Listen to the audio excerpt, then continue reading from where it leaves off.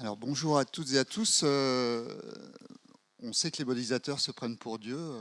On a une directrice de programme qui est une vraie déesse de la communication. J'aurais pas de choses aussi fun à vous montrer. En fait, ce que je vais vous présenter dans la première partie de cette matinée, c'est les activités d'animation transversale à l'ensemble du programme Faire Carbone. J'ai la chance de faire partie de ce petit groupe qui s'occupe de cette programmation de l'animation. Donc, en font partie Stéphane De Cara, Stéphane Hettenschwiller, Xeni Johnson, Cathy Laroche, et puis notre équipe de direction, Perrine, Pierre et Patricia. Alors, premier élément, c'est un point qu'a évoqué juste à l'instant Patricia. En fait, dès la construction du PEPR, il y avait l'idée d'organiser, vers la fin du programme, une conférence internationale. L'idée, donc, c'était d'envisager deux options possibles pour cette conférence, cet événement international. C'était soit de l'adosser. Alors il me semble qu'il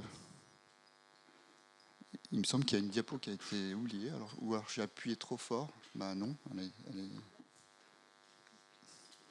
elle a été mise à l'envers. Conférence internationale. Oui, voilà.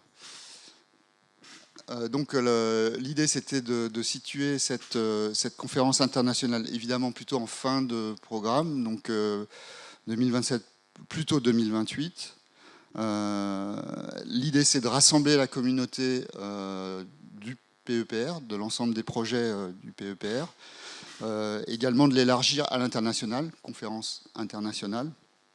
Et puis, quand on dit rassembler la communauté du PEPR, c'était notamment pour mettre en lumière les résultats produits dans les différents projets du PEPR. Donc, deux options qu'on envisageait, c'était soit de l'adosser à une série de conférences, comme il en existe beaucoup sur le marché. Alors, avec soit la possibilité de l'organiser comme un side event à l'intérieur d'une conférence, ou en l'adossant, c'est-à-dire en la positionnant juste avant ou juste après une conférence qui aurait lieu internationale, mais qui aurait lieu en France.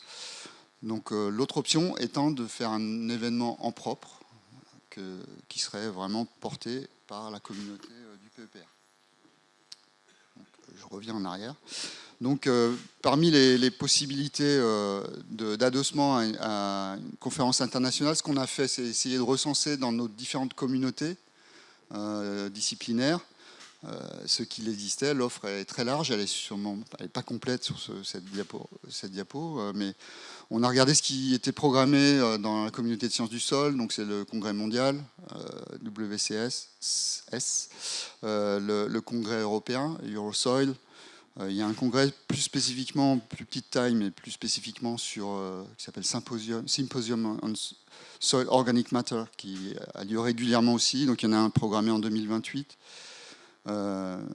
Voilà, pour ce qui est de ceux de sciences du sol, c'est plutôt des années qui ne sont pas vraiment compatibles avec ce qu'on avait envisagé. On a regardé aussi du côté de la communauté de géochimie. Alors avec la difficulté que des congrès réguliers, il y a notamment celui de la société américaine, mais c'est tous les ans et c'est aux États-Unis. De la société européenne, c'est tous les ans, mais c'est à Vienne en Autriche. Il y a la Goldschmidt aussi, qui aurait pu être pertinente, notamment parce qu'il est prévu en 2027 qu'elle ait lieu à Paris, donc en France. On a également considéré des conférences dans le domaine des sciences du végétal et notamment sur les aspects photosynthèse avec la série des conférences International Photosynthesis Conference. Et puis la communauté d'économie, bien sûr, avec soit par exemple le congrès économie de l'environnement qui a lieu régulièrement ou le congrès de l'association européenne des économistes dans le champ de l'agriculture, avec un événement programmé en 2028, mais qui a priori ne serait pas en France, puisque le dernier a eu lieu en France. Donc, au final, après avoir examiné un petit peu cette offre très large, et sans doute un peu plus large que ça, on a finalement préféré abandonner cette option parce que le plus souvent, le timing n'était pas adapté, la localisation non plus. Et puis surtout, enfin, ce qui nous a fait faire prendre ce choix, c'est qu'on se rendait compte que, quelle que soit l'option, en fait, ça pouvait n'intéresser qu'une petite fraction de notre communauté qui est très pluridisciplinaire. Donc on a laissé tomber cette option pour plutôt préférer organiser un événement en propre. Alors l'idée est là, mais pour l'instant c'est une idée. C'est l'option qu'on privilégie. Donc il y a tout à faire. On a du temps devant nous. Conférence internationale, ça s'organise sur 1 an et demi, 2 ans avant l'événement. Donc en 2025, il ne faudra plus reculer, il ne faudra plus hésiter. Donc l'idée, c'est de constituer un comité d'organisation en 2025. Évidemment, on s'appuyait sur un comité scientifique international, mais on a un conseil scientifique au niveau du PEPR. Et il restera à définir, bien sûr, la localisation, Paris, Montpellier, enfin, une autre ville en France. Et s'appuyer sur une équipe locale prête à s'impliquer. Voilà. Une chose auquel on songe, c'est la possibilité éventuellement de s'associer à l'IRC qui s'appelle Soil Carbon. Donc IRC, c'est International Research Consortium. Et il y a un poster qui était présent, qui présentait ça, c'est Suzanne Reinders là, qui l'a présenté. Et donc cette IRC, c'est un peu la continuation de Orcasa, un projet Horizon Europe. Et donc c'est quelque chose qui nous semble intéressant compte tenu du recouvrement thématique. Orcasa et l'IRC s'intéressant à différents types d'écosystèmes. Avec le petit inconvénient, c'est quand même plutôt focalisé sur les sols. Mais globalement, il y a un gros recouvrement, en l'occurrence. Donc l'idée, pour l'instant, c'est de s'appuyer sur cette perspective-là. Voilà. Un deuxième élément dans les activités d'animation auxquelles on réfléchit au niveau du groupe d'animation, c'est de lancer une série de webinaires au niveau du PEPR. Donc celle-ci serait... on souhaite avoir des animations régulières, mais pas trop fréquentes. L'offre, là aussi, de webinaires, elle est très, très importante. Donc on est parti plutôt sur l'idée, à partir de l'année prochaine, d'organiser 4 à 6 webinaires annuels, couvrant chacun des 4 axes thématiques, et éventuellement 1 ou 2 qui soient encore un peu plus transverses. Et l'idée, bien entendu, c'est de faire des choses, c'est ce qu'a évoqué Patricia tout à l'heure, qui ne soient pas redondantes avec ce qui se fait à l'intérieur des projets. Il y a des projets qui ont leur propre série de webinaires. Là, on raisonne plus à l'échelle du programme, dans sa globalité. Et donc, l'idée, c'est de faire appel à chacun des webinaires à un intervenant ou une intervenante, un keynote speaker, sur une durée relativement longue, une intervention de 40 minutes, suivie d'une vingtaine de minutes de session questions-réponses. L'idée, c'est de monter en puissance. En fait, en 2025, puisqu'on est encore relativement tôt dans le démarrage des projets, surtout pour ceux de la deuxième vague, de l'appel d'offres, l'idée, ce serait peut-être simplement de faire des webinaires qui s'appuient sur cette présentation keynote speaker. L'idée étant de solliciter plutôt des collègues internationaux, mais aussi des collègues français éventuellement. Et à partir de 2026, donc une année où, dans pas mal de projets, les choses seront beaucoup plus avancées, on disposera déjà de pas mal de résultats. Après cette intervention d'un keynote speaker, on pourrait envisager d'avoir quelques interventions flash, 5 minutes, et 1, 2, 3, 4 peut-être, pour rester dans un temps maximum d'1h30 pour ces webinaires. Et dans ce cas-là, la parole serait donnée pour ces exposés flash à des scientifiques d'un des projets ou de plusieurs projets du PEPR. Donc voilà l'idée première pour l'organisation de ces webinaires. Et donc on a commencer à réfléchir avec les animateurs de chacun des axes thématiques. Donc c'est des premières idées de noms. Je donne les noms, mais il n'y a rien de défini encore sur l'ordre dans lequel ils interviendraient. Et notamment, on ne les a pas encore contactés. Donc ça reste entre nous. Hein. Donc pour l'axe 1, voilà, trois collègues qui ont été suggérés. Stephen Porter qui est des USA, Peter McCready qui est australien, enfin en Australie, Marlo Pellat qui est au Canada. Pour l'axe 2, une proposition d'Andreas Richter qui est en Autriche, Christoph Müller qui est en Allemagne, Marie Spohn en Suède, et Hervé Fanin, qui est un collègue de Bordeaux, de l'unité ISPA. Nicolas, j'ai dit ? Ah oui, Hervé Fanin, non, pardon, excusez-moi, c'est Nicolas Fanin. Toutes mes excuses. Hervé, oui.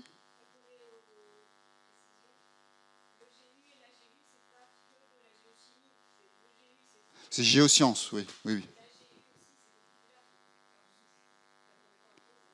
Non, parce que le problème majeur, c'est que l'AGU, c'est aux USA et le GU, c'est à Vienne, en Autriche, et non pas à Vienne, en France. Donc,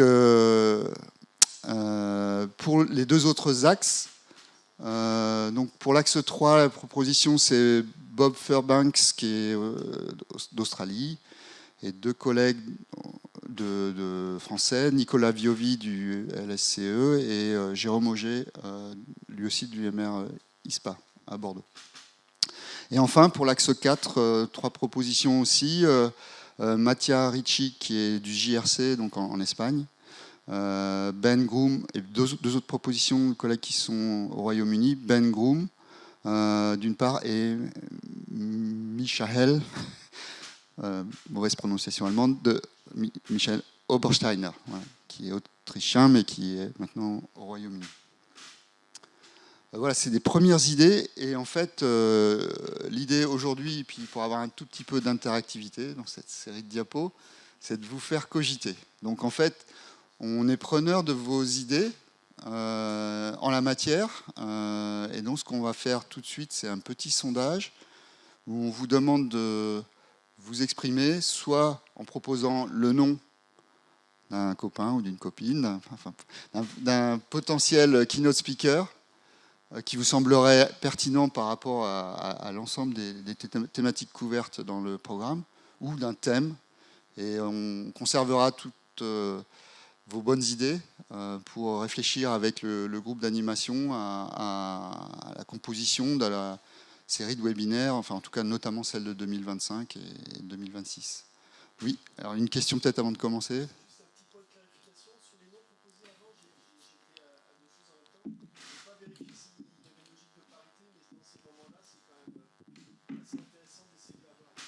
Ouais, en effet. Il n'y avait peut-être pas une grande logique de parité. C'est vrai que c'est pas un critère qu'on a mis à chaque fois parce qu'on s'est tourné vers chacun des axes en demandant 2-3 noms et c'est un exercice toujours un peu difficile. Mais c'est une très bonne remarque. En effet, on y sera vigilant. Donc soyez vigilants aussi. Et maintenant, ça va être votre tour. Donc l'idée, c'est d'utiliser WooClap. Donc vous allez pouvoir soit scanner, mais pas sur cet écran, on va le projeter, le QR code, ou rentrer sur wooclap.com avec le code d'événement LZFBCL. Et il y a tellement d'idées que je pense qu'on ne va pas du tout réussir à voir. Si, c'est bon. Donc on arrive à lire, voilà, il y a des idées, donc c'est plutôt des noms, globalement, qui sortent. Il y a quand même aussi des thèmes qu'il faudra peut-être affiner. On voit qu'une partie, je pense, des propositions, hein, donc bioénergétique et quelque chose. Voilà, donc c'est exactement ce qu'on attendait, c'est-à-dire un mix de thèmes, de noms. On n'a pas que des hommes. Ouf. Bon, beaucoup de propositions, peut-être avec d'ailleurs des propositions qui reviennent plusieurs fois, il me semble. Non, je ne suis pas sûr. On est obligé de faire défiler les écrans, hein, je pense. Voilà, donc de la matière, beaucoup de matière, super efficace. J'avoue que quand on a essayé de stimuler l'ensemble du groupe d'animation, au-delà du groupe d'animation, l'ensemble des animateurs des axes et des projets ciblés, on a eu moins de réponses. Hein. Donc on voit tout l'intérêt de faire appel à l'ensemble de la communauté, même si y a un gros travail maintenant à faire d'exploitation de ces idées. Mais en fait, comme je vous l'ai dit, hein, on a quand même plusieurs années devant nous. Chaque année, 4 à 6 webinaires. Alors, il se peut qu'on vous ressollicite dans le futur pour de nouvelles idées, mais ça nous donne vraiment de la matière première à creuser sur, il me semble, quand même toutes les facettes des 4 axes thématiques du programme. Donc, ce que je vous propose, voilà, c'est qu'on poursuive avec un autre élément de l'activité du PEPR, ce que vous savez ou que vous ne savez peut-être pas. Donc, c'est l'occasion de l'apprendre. C'est que dans les moyens, dans les pactoles des 5 millions d'euros de la gouvernance, il y a une partie du budget qui est réservée pour du soutien à de la mobilité internationale.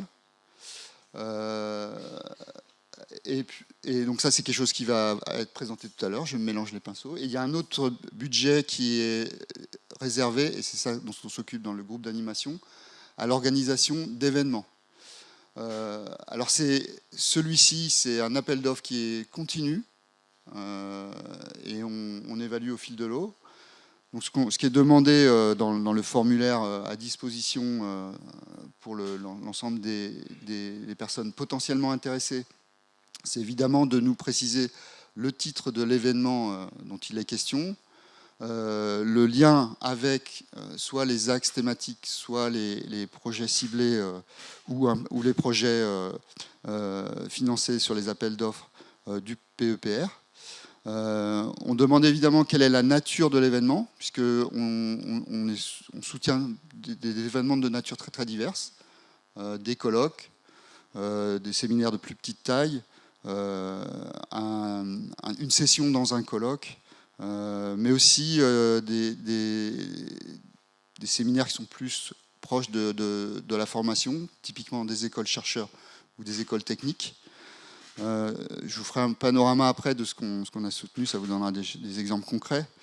Évidemment, dans le formulaire, on souhaite que l'équipe d'organisation se présente et qu'elle précise le public qui est ciblé, qui peut être très différent d'un événement à l'autre, le lieu, les dates. On attend évidemment un budget prévisionnel dans lequel il est fait mention du montant financier qui est sollicité en termes de soutien auprès du PEPR et la justification qui fait qu'ils se tournent vers nous pour le soutien à l'organisation de leur événement. On demande aussi que chacun puisque c'est quelque chose qui est important dans la philosophie du PEPR Faire Carbone, on demande que les organisateurs, organisatrices s'expriment sur les modalités qu'ils mettent en œuvre pour la réduction de l'impact carbone de l'événement qu'ils projettent. Donc on fait une évaluation au fil de l'eau, hein. Comme j'ai dit que l'appel était ouvert en continu. Ça donne plus de souplesse, de réactivité. Quelquefois, on nous sollicite pour des événements qui ont lieu à assez court terme. Et donc, c'est le groupe d'animation scientifique là, qui évalue ces demandes. On s'appuie pour ça sur notre espace partagé favori, Rezana, notre petit espace propre au comité qui gère tout ce qui est animation. Donc, à la fois pour consulter les demandes qu'on a reçues, les formulaires, partager nos points de vue sur l'évaluation de ces propositions et puis prendre une décision, ce qu'on fait souvent plutôt en visio d'ailleurs. Quelquefois, encore une fois, pour une question de souplesse, c'est simplement fait via Rezana. Il nous arrive assez régulièrement de demander des compléments d'informations aux organisateurs avant de prendre notre décision finale. Et lorsque, évidemment, on notifie les lauréats du soutien qu'on leur apporte, on précise un peu plus les modalités de mise en valeur du PEPR dans l'événement qui est organisé. Et on fait en sorte, en général, que le PEPR soit présenté, représenté, évidemment, lors de l'événement. Alors, pour vous faire un petit panorama des projets, enfin des événements qui ont eu lieu en 2024, on en a soutenu 7 sur l'année 2024 et un 8e qui aura lieu en 2025. Alors, ils sont tous là pour ceux de 2027, mais je vais les détailler un petit peu plus. Par groupe type d'événements, il y a eu 2 formations, donc des écoles chercheurs, entre écoles chercheurs et écoles techniques, puisqu'elles étaient toutes les deux sur de la modélisation. Donc la première, Peanuts, là, a eu lieu en février 2024, en région parisienne, et puis la deuxième à Toulouse. Et la deuxième était organisée par un des projets ciblés, SLAM B, était sur le couplage ACV et modélisation intégrée. Voilà, donc elle a eu lieu en juillet. Et évidemment, enfin, nous, on l'a soutenue aussi parce qu'elle était ouverte au-delà je tiens à le préciser, de strictement la sphère des participants au projet ciblé. C'était évidemment logique dans ce cas-là de soutenir à notre niveau, plus transversal à l'échelle du programme. Parmi les événements soutenus, on a soutenu également 3 workshops ou colloques, mais plutôt nationaux. Le premier, c'est le séminaire des 20 ans du RESMO. Le RESMO, c'est le réseau des matières organiques. Donc, il fêtait ses 20 ans dans une petite commune de Bourgogne, Semur ou Saumur, donc ça, je ne sais plus, en mars. Et on a soutenu également, par ailleurs, deux autres événements. Les journées de modélisation des surfaces continentales en juin 2024 et FROG 6, la 6e réunion des chercheurs francophones en géochimie organique, qui, elle, a eu lieu en juillet 2024. On a également soutenu un congrès international qui a eu lieu à Reims en octobre. Donc c'est le International Conference on the Impacts of Soil Amendments on Dryland Agroecosystems. Voilà. Et puis, pour finir, on a, sur l'année 2024, soutenu un événement qui, lui, contrairement aux autres, était plutôt organisé par des porteurs d'enjeux. C'est le Forum des gestionnaires d'aires protégées qui a eu lieu à Paris là, en octobre 2024. Voilà pour les événements qu'on a soutenus sur l'année 2024. Et à cela s'ajoute un événement qui, lui, aura lieu en 2025. Quelquefois, on nous sollicite longtemps à l'avance. Et donc, en l'occurrence, c'est un workshop international qui rassemble les communautés d'OSCAR, donc les systèmes d'observation qui sont sur le territoire français, et son pendant allemand, Terreno. Ils se réunissent régulièrement. C'est la 3e conférence de ce type qui aura lieu fin septembre, début octobre à Paris.